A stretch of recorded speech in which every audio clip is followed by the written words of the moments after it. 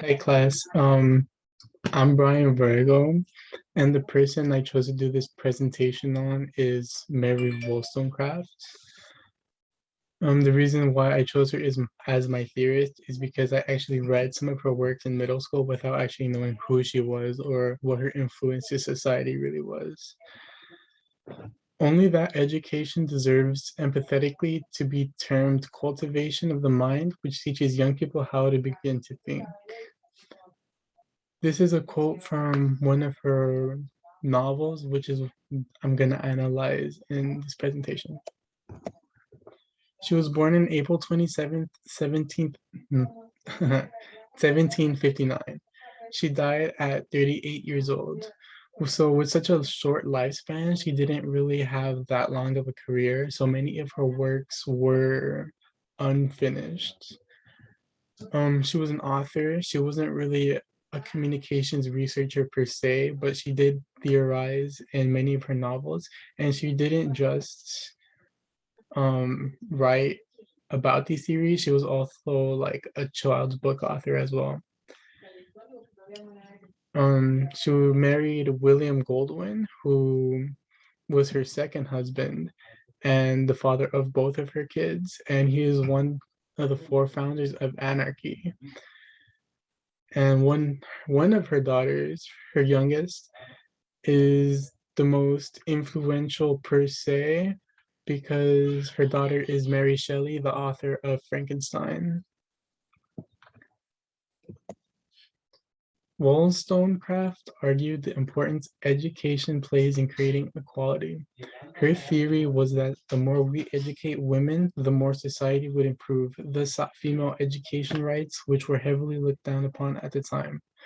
So in the late 1700s, early 1800s, women weren't allowed to work certain jobs. They weren't allowed to voice certain opinions or dress certain ways.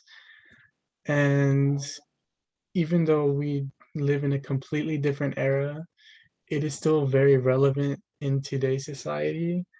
Even though women have more education opportunities and work opportunities, they aren't necessarily, you know, being catered to as equally as men are. She also emphasized the roles women have in their families and inferred that women can be better equals to their husbands in marriage. This just means that a more educated woman is a better wife, if that makes sense. The more education a woman has, the better wife they get to be to their husbands, a mother they get to be to their kids, a worker they get to be for their company. Laid out the tenets of what today we call equality or liberal feminist theory. This is a quote by Branch Collective Theory on Mary Wollstonecraft's novel right here, Vindication of the Rights of Women. Um, this just goes to show why she is considered one of the foremothers of feminist theory, even though she didn't like conduct any research or like have any scientific method in her theories. She was more of a philosopher. And this is one of her most influential pieces, which was heavily quoted during the 1800s with women's suffrage movement and in like um, college classes. The reason why it's still relevant today is because it is seen in the lack of women in top positions in the job market and female targeted injustices such as pink tax. So if you don't know what pink tax is, it is a price difference between men and women's products. So let's say deodorant, Axe is selling deodorant and they sell the exact same deodorant, but say it's for women, it will actually be more expensive, even if it was the exact same ingredients, the exact same scent, the exact same weight, just different marketing. Despite the progress we've made in the past 200 years, women are still not treated as equals in today's society. Companies like Nike and Activision are some of the very recent examples of how Wollstonecraft's ideas are still true. So just this week, Activision Blizzard is being sued by the state of California over workplace culture. This is because women working for Activision Blizzard came out, and it kind of exposed the workplace culture in their offices.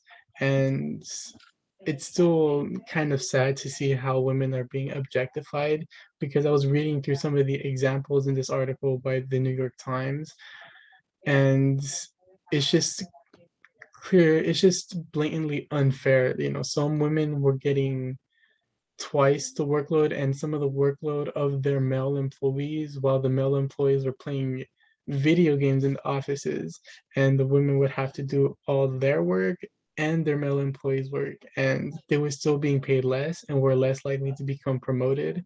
And you know to get into the dark side, one woman even committed suicide after experiencing consistent sexual harassment from her male employees and one of her supervisors.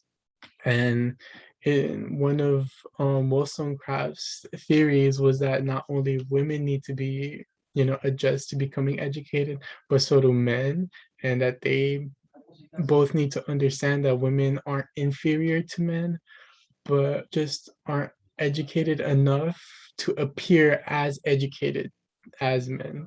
So she believed that we were equals, but because of like societal norms, that women didn't have the opportunities to show that side of them. I do not wish them to have power over men, but over themselves. So at the end of the day, she was very adamant about the idea of educating women, and the reason why women should go do things and follow